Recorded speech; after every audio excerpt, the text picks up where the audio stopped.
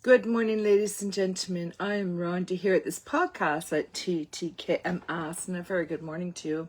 Afternoon. It's morning here at 7:38 a.m., but afternoon, evening, wherever you are across the universe. I have had the opportunity to do that kind of traveling, not everywhere, but in some places, and it was quite nice. Some places it was like I had to adjust, but it's quite nice. Be able to follow the rules of the land. Interesting enough, follow the rules of the land. What does that mean to you? Well, at this podcast, we're supposed to do whatever we can to help lift another up, build another up, and not tear one down. So in this podcast, following the rules of the land, well, you have governing rules, you have rules not to run red lights, you have rules to obey, right? So that people don't get hurt, okay? And we have the laws of the Lord, and we talks about love God first and love thy neighbor. So, I mean, how many people would get along if you loved thy neighbor and everyone did it? It would be wonderful. Everybody would get along. Everybody is not going to get along, though, because some people are still not there yet. But let me tell you something. God doesn't add, he doesn't take away. But he also says his word is from the truth, and he doesn't add or take away, and it's for believers to understand it. Okay? If man is asking you to go against his governing law, against what he is, his government, then you shall be in trouble for it. Okay, it doesn't mean because someone told you to cause harm, from following the rules of the land that you should follow it. Okay. Along with that, God does not change his word. He doesn't add to it. He doesn't take away. And it makes me think because, about 5 years ago, I had this, well, actually it was in 2022. Before that, it was actually 2019, I had the dream. But I shared a dream I had. I've dreamt about being around when Jesus returns. Enoch story, because that's actually a story of Jesus. And I had a dream about sackcloth, and humbleness. And I had a dream about, during that journey, I had a dream about that I was, I was involved with all these children, all these people, these adolescents, and they were all in groups. They were all in troops, in groups. And they had only two young leaders, and they said they weren't hungry, but everybody in their little tribes was screaming and hollering and howling, just like the Bible says, screaming, howling. And they were bowing down, and they were all wearing those. My daughter knows because we wear the karate outfits, and they all had the white belt on, which means they're a beginner. So they hadn't gone any further because they're still wearing white belts. And I'm not talking about the white as in purity. I'm talking about the white as in beginners. And we do need to be purified. We need to be cleansed. So everybody has a different kind of name. We have purists, we have Baptists, we have Methodists, we have Adventists, we have Protestant, we have, everybody has a different kind of name. And where does it stem from? But the truth is a truth, and a lie is a lie, and half a truth is a lie. Correct? If we go in our studies, and I'm not going to bring it all up, but Daniel chapter 7 is finished, and we're looking at Revelations near the end. But the point is, if you go in and look at it and not listen to men, because if you don't study, you'll believe anything. So it's always good to do a check on it. When we do our homework, and we do a check on it to make sure before we hand it in. So it's the same thing. Well, what's going to happen is God does not add, he doesn't take away. So if it's to be true, and everything's been prophesied in the Bible pretty much, it's already come to pass, except for about a year of it left. That means if it only has a year of it left, wouldn't that not mean that God does not add and he does not take away? So obviously we don't know the day, but we do know is that he doesn't take away. So he's not going to shorten, but he's not going to lengthen it. Because if he does, then the word would change. That's how I'm looking at it, because he does not add or take away. So whatever is prophesied, prophesies. And everything pretty much has all come to pass. So all this craziness, people are fighting over, the Seventh-day Adventists. Well, it is true. The Seventh-day Adventists do worship church service on a Saturday, and it's because they want to make sure that they're following with the holy day. Let me explain something. The holy day, no matter where you are across the world, no matter if the word isn't changed, does not matter where you are. Okay? If understanding what the holy day is the day of grace. Is the day of grace. So I know that on the Sabbath, the Saturday that he did the day of rest, and it's clear, there's no argument about it, there's no reason to be, that I'm saved by grace. Okay? And so I know I received the Lord. He has changed my heart, transformation. He keeps changing me every day, thank God. And he keeps changing me, and nobody can go to him except through the advocate, Jesus Christ, Lord and Savior, because nobody can go to the Father except through Jesus Christ, right? So, and he's come, He's come to save us so we could win people in our actions. And not by our works of causing harm, but by grace. Then we have to put it in action. That's by the act of kindness. And that's how you learn.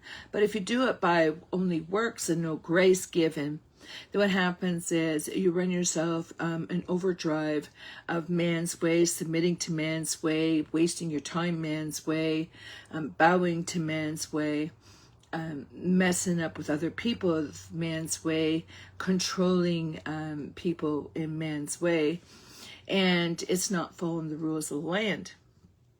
It's following just bunch of cultures and religions that like to have control. Okay, now these people, the ministries and etc., like obedience. Well, what obedience are you talking about? What obedience are you talking about? Because if I know I'm saved by grace and it's the holy day and he rested on the holy day, that meant that I don't have to do all the works, that I'm saved by grace, and I have to put that in action because faith without works is futile, is dead, that I'm doing it in my action. Okay? So if church service here is on Sunday, God says, follow the rules of the land. You go into church service, you be considerate. Some churches are open on Saturdays and Sundays. Some churches were open every day. But whatever it is, it's where your heart is and who you're praising, and do you know that grace is given and that all are called, not few. There isn't just a few people chosen. We're all chosen to receive, but it doesn't mean all is going to receive. But the Lord, what does he say about the word, about all, hearing the word and all, to make that choice? Because he gives us a free will, he gives us a will, reasoning, using our front of our brain. We won't go anatomically too crazy on this in all of our bodies, but we all know that the more we feed unhealthy, the more we destroy ourselves. Correct? So what is to consider is, you people go on the podcast and they're all freaking out. Oh my gosh, well, that's really tricky. Oh no, the Seventh-day Adventist friend says, no, you can't go to church unless you go on Saturdays because they're Seventh-day Adventists. Then you got Methodists says, no, it's Methodist. The reason why I do Methodist is because the method what God is giving. Okay, etc., etc. My point is, there is no reason to fret. If he does not add to the Bible, which means I'm not anybody in the Bible because everything's already been prophesied except for a little bit that's left, then what is the problem? The problem is when pride. And can you imagine you being bitter at maybe your sister or your brother or your aunt or uncle or something happened in your past, and you're always bitter about it, so you take it out on other people and you treat them just disgracefully, and you use that for your excuse and you hide behind the Bible. Well, just ask yourself, what would God say to you when it's time? What will the Lord say to you on that judgment day? Can you play Well, if you harm some people, he go, well, please explain to me. He knows already, though. Could you explain to me why you would want to do that? Why aren't you enjoying your life to the fullest? What is it? If you say you're following me, for some of you, and you're hiding behind the Bible to trip up, make people, what is it? Can you please tell me what your motive is? And he already knows. If you're supposed to live your life to the fullest here, and enjoy your life, and love thy neighbor, love God first, love thy neighbor, what is your problem? The day of grace is given. You have a choice. If you want to worship your other belief systems, then you have a choice. But I'll tell you something. God is not about force. When he returns, he is the vengeance. And he made that promise. Until then, he's not going to do the vengeance. We were going to do the vengeance upon ourselves. Okay? So we were going to do the vengeance upon ourselves. So what we put out comes back at us. If you steal, you pay consequences. If someone forces you, the person that forces pays consequences. Everything always. And if you do healthy and you grow a nice garden and you help and you do good in your business, it grows. The only reason it doesn't grow is if somebody else that's in a horrible way in their life and pride gets in the way because they're just angry at everybody or at somebody. And, oh, because you look like this person, you're it. My point is, God does not care if you're wearing fancy clothes or not. He does not care. It's nice to wear nice clothes, but honestly, he doesn't care. He doesn't care if you live in a trailer, if you live in a big house. Some people like to downsize, and that's okay because it's just too much. But you got to understand what the woman is saying. And as much as you got to understand what the man is saying, there shouldn't be any confrontation there. Do you think God cares about fancy cars or not fancy cars? I just ask you that. Do you think he cares whether your farm's 1 acre or 20 acres? What he does care is who you are worshiping. That's what he cares about.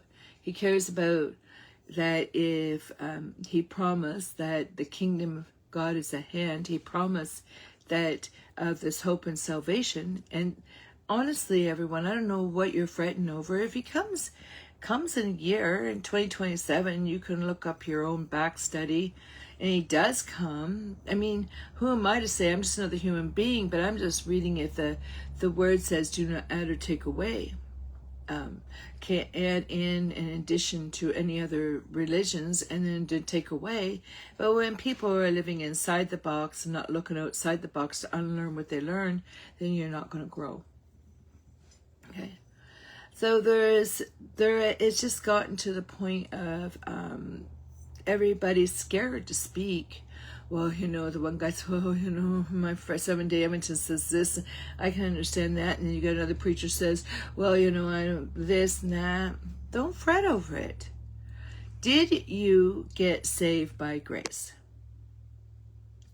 Self-reflection. If you did, are you putting that in your action with God? And as far as the part about removing, about the food cutoffs and everything, haven't they not been doing that all through history? All through history they were doing it. It is because of because of pride, right?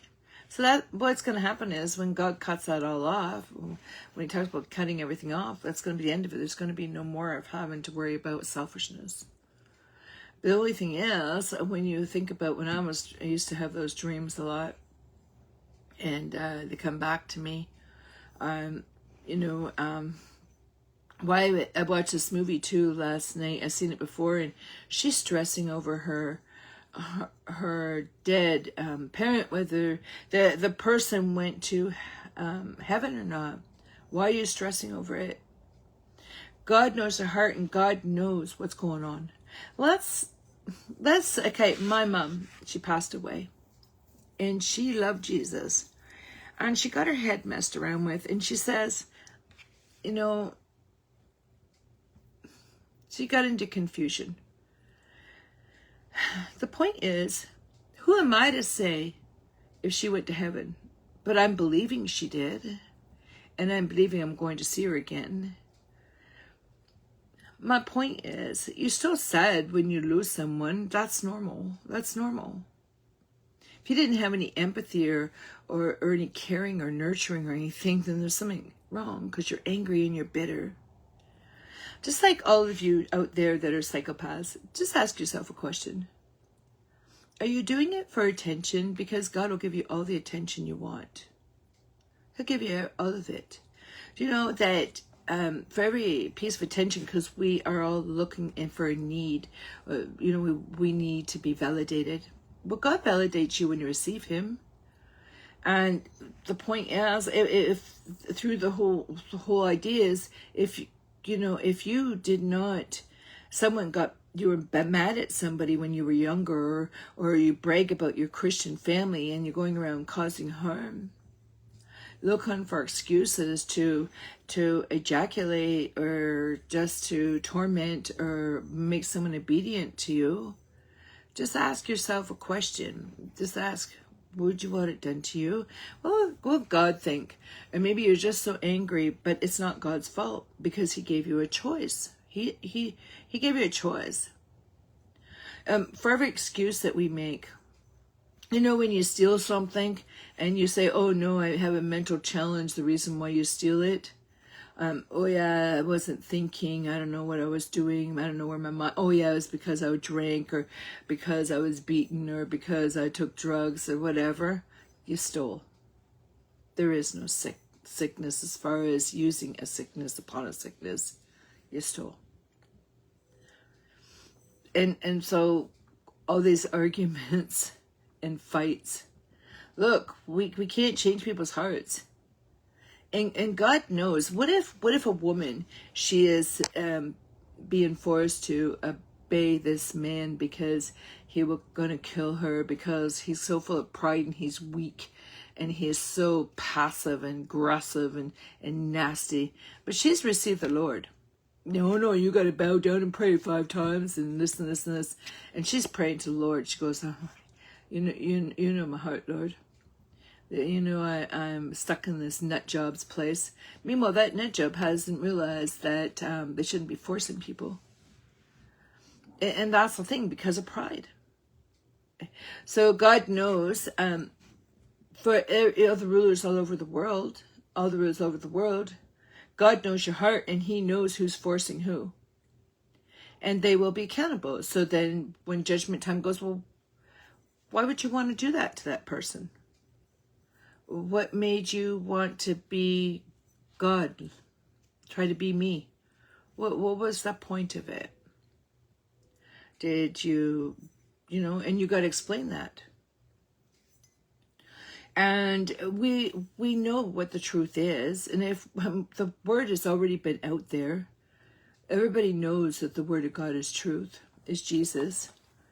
It's just a game, an obedience game.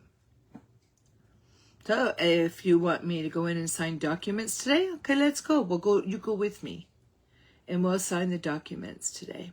Okay? And you're going to ask yourself when God's going to say to you, hey, why were you willing to be obedient to man to play this game? Why would you want to do that to my daughter? Well, you're going to be judged for it, right? Yeah. So let's go. Now, I'll ask you this question. He's going to say, why would you listen to men and keep everything from a person when it doesn't even belong to you? It belongs to me, he says. Yeah. Because you like obedience? What, if he does come back in a year, because he doesn't change his word, and he does come back around then, how come you're not living your life? How come you're not enjoying your family? Ask yourself the past 5 years, did you have that much time to waste? In all the different groups of ministries all over the place, did you have that much time to waste? Because God's going to ask you the same question probably. Why weren't you at home with your family? Why weren't you enjoying? What was your point out of it? Obedience? Oh, you mean obedience to you and not to him. Everybody wants to be right and not doing what's right from the truth. So you want to go on this journey again today? Want to play a game? We're going to play the little circle. We'll go sign the papers, move the stuff out, another job. Go sign the papers, move, another job.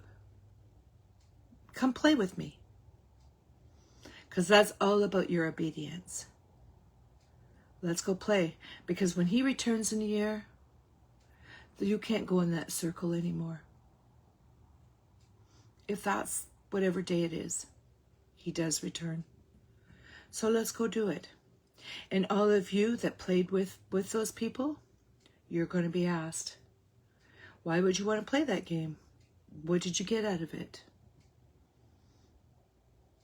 I ask you those questions. And you know you're holding on to the funds with the taxes. You know you're holding on to the funds with the house. So and everything else. So what is obedience about? Let's go play. Come on, we'll go in a circle. So you get to come with me today, and we get to go sign papers, and we get to watch the stuff being moved and another job. Oh, you're going to come into the workplace? Isn't that nice of you? Then we're going to go and do it again. How much more time you got left? And while you're doing that, just ask yourself, did you spend any time with your family, your friends, your fellow workers, etc.? There's your obedience. Because God does not add and he does not take away.